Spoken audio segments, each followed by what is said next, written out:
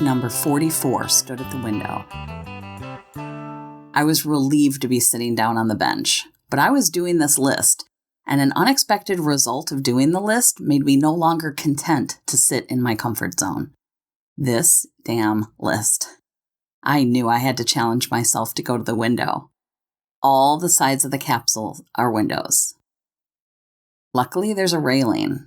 It gave me a false sense of security, and I appreciate that.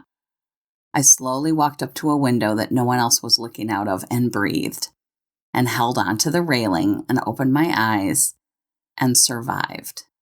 I started looking up and then down. It was a long way down to water. Top of my fear list is drowning, along with heights and falling. Breathe. I'm panicking even saying this, but I looked and I took pictures. And I made sure that Rob and Molly were seeing my epic bravery and heard about my epic bravery and congratulated me on my epic bravery a lot for the rest of the week because this was epic. And I was so brave. Sometimes bravery is getting off the bench. Episodes of Broken to Brave are released every Tuesday and Thursday. Thank you so much for listening and for joining me on this journey of healing and growth. If you want to go deeper into this story and hear it from a spouse's perspective, my husband and I have a Patreon-only show where we have an extended, behind-the-scenes discussion of every episode, which also posts twice a week. Here's a sample of our latest Patreon-only companion podcast.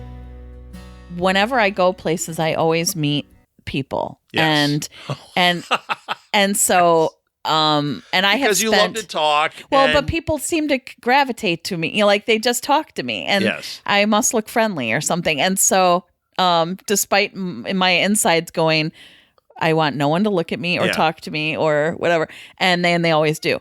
But I was in this bathroom at this restaurant in the city in Chicago, and you and one of our nieces were waiting out for me at the table, right?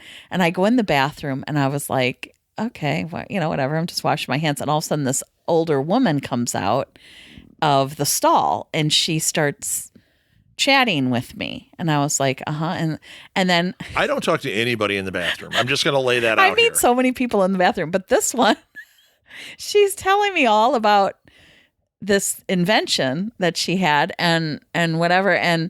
And I come out to the table and you guys are like, seriously? You were gone for 15 minutes. Like I usually am in and out of a bathroom, right, like in seconds. And you're like, what happened? Like, what happened? I'm like bright red. I'm like, just leave the restaurant right now. And I'll tell you. So we go outside and I'm like, oh my freaking God. She invented something called the Whizzy. And it's a cardboard trough that you put on your crotch, and it lets women pee standing up. Sure. And so this is like early 2001, maybe 2002 at the most. And so, I mean, we are freaking dying. Like there has not been anything like that, you know. And now they're kind of popular.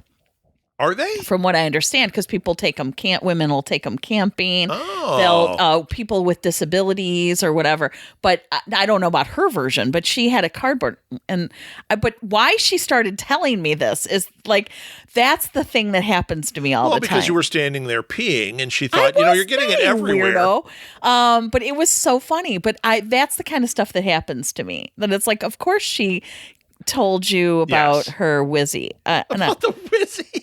Or Whizzer? It was something like that. The Whizzy. The Whizzy. And I'm sitting there trying to keep a straight face, and she's like, 70 years old, and she's talking to me about her peeing standing up. Her trough, as she called it. Sure.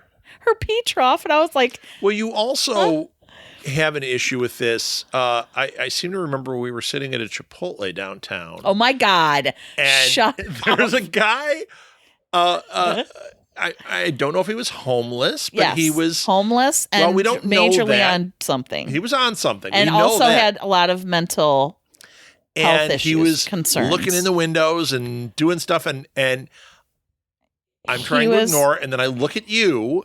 Well, no, you said he appeared to be on PCP. Okay, I know PCP. Okay. But anyway. You claim it's PCP. Okay. So he's going around the windows, right? Yes, looking in the windows. And he's in the doorway, and he's sitting on the ground. He's crawling, like he's doing this weird things. I think he even licked the floor. He was licking the floor. He was licking he was crawling around. And we've got Molly there, and I'm like, just ignore, don't look. And so you go, don't make eye contact. As I am sitting there locked in. Yes. Oh, yeah. I said to you guys, don't make eye contact. And I go, look at you. And I go, too late. And I go, well, I can't stop now. I got to alpha dog him. Yeah. And you're like, okay, that's the opposite of what you do. Don't alpha dog him. Don't do that. So I got him completely agitated. Oh, my God. He went bonkers. We had to leave through a back door. He started banging the window. We had, he came right up to me. And he was like on the ground. To hear the rest of this episode and get other exclusives, become a patron to Broken to Brave at patreon.com. You can also follow my blog at brokentobrave.com for even more insights and engaging content. Links are in the show notes. Broken to Brave is a production of Southgate Media Group, hosted and written by me, Martha Southgate. Thank you so much for listening. Now go do something brave.